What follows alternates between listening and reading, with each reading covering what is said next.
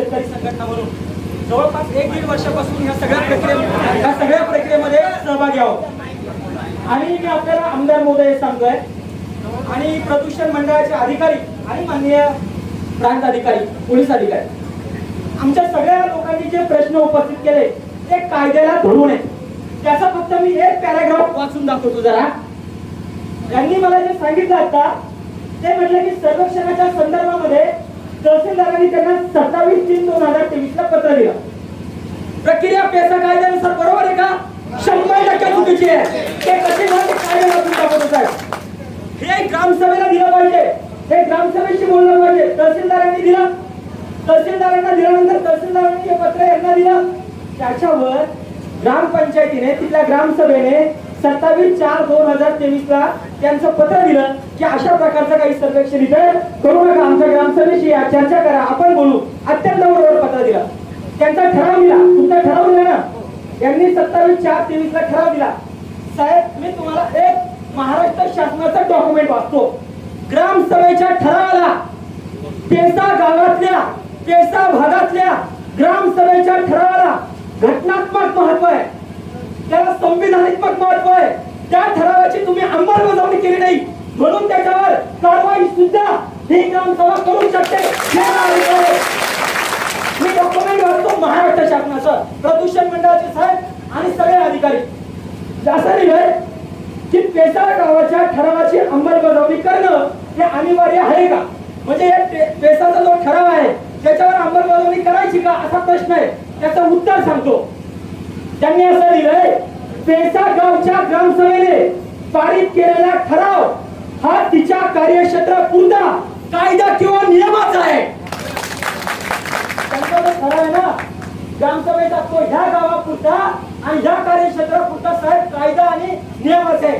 आणि म्हणून म्हटलंय दिल्ली मुंबईमध्ये आम्ही दिलेलं सरकार आहे पण आमच्या गावात आम्ही सरकार आहे आणि या सरकारचा कायदा आहे, या सरकारचा नियम आहे साहेब आमदार महोदय। आणि त्यांनी ठरावाच्या माध्यमातून ते दिलं होतं 2024 ला, बरोबर ना, 23 ला, 1 महिन्याने।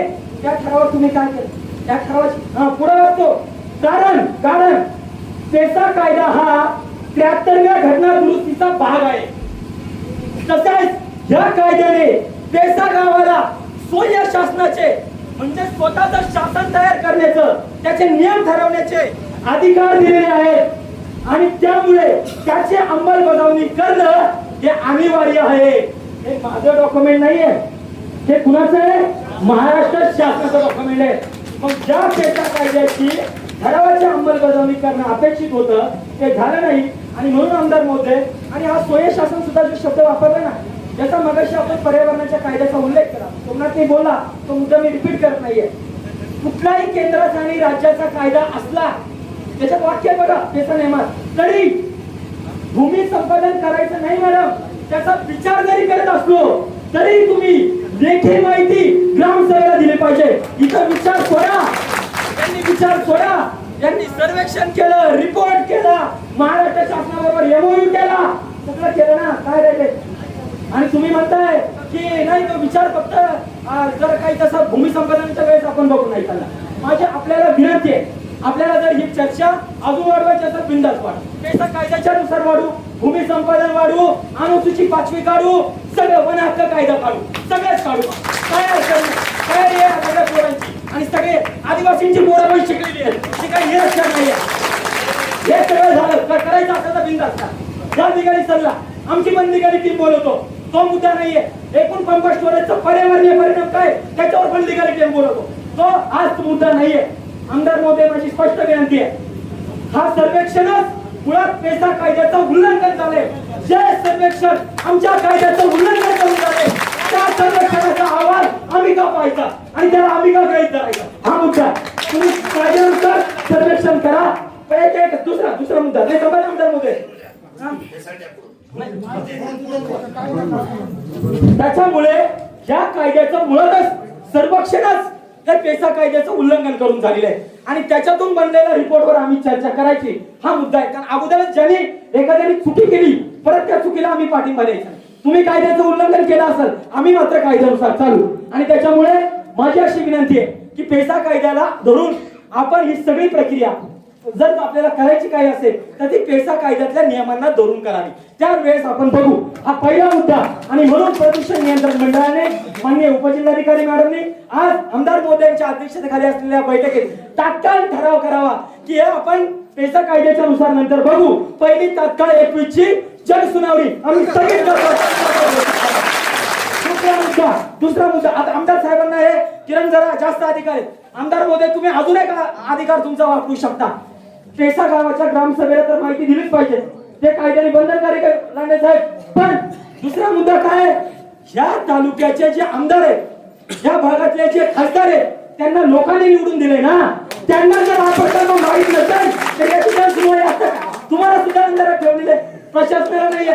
तुम्ही माझं म्हणणं आहे 4 दिवस अगोदर कोण अधिकारी तुम्हाला येऊन त्या प्रकल्पाची जर माहिती देत असेल तर आपण त्याच्यावर काय करायचं? एवढे दिवस ते का नाही आले माहिती द्यायला?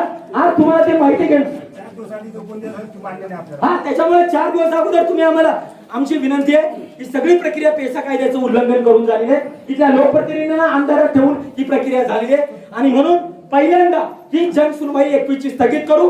त्याच्यानंतर पेसाच्या नियमानुसार काय प्रक्रिया असेल त्या नियमानुसार करूया.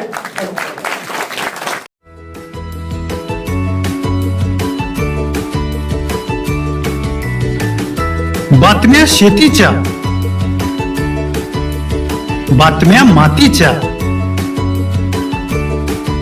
बातम्या अन्यायाच्या, गुन्हेगारीच्या,